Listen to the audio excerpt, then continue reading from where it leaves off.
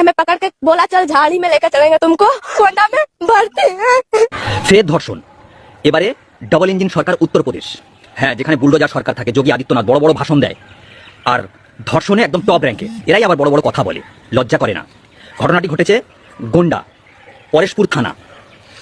মেয়েটি তাদের একটি বাড়ি হচ্ছিল সেখানে, তা সে বাড়ির কাছে যায় এবং তার মাও যায়।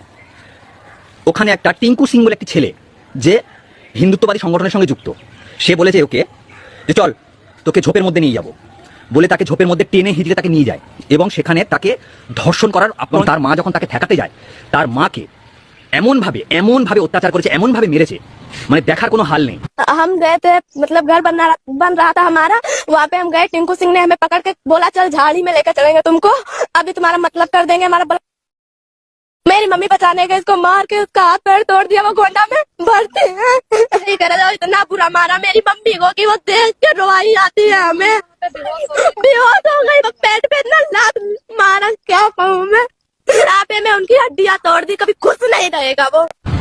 এটাই হলো উত্তরপ্রদেশ, এটাই হলো যোগী আদিত্যনাথ, আর এটাই হলো সন্ত্রাসবাদী ধর্ষণের আতুর ঘর। এরা আবার বাংলায় আসে মহিলা স্বাধীনতার বড় বড় কথা বলতে, মহিলাদেরকে নিয়ে বড় বড় ভাষণ দিতে, নিজের পেছনে এতটা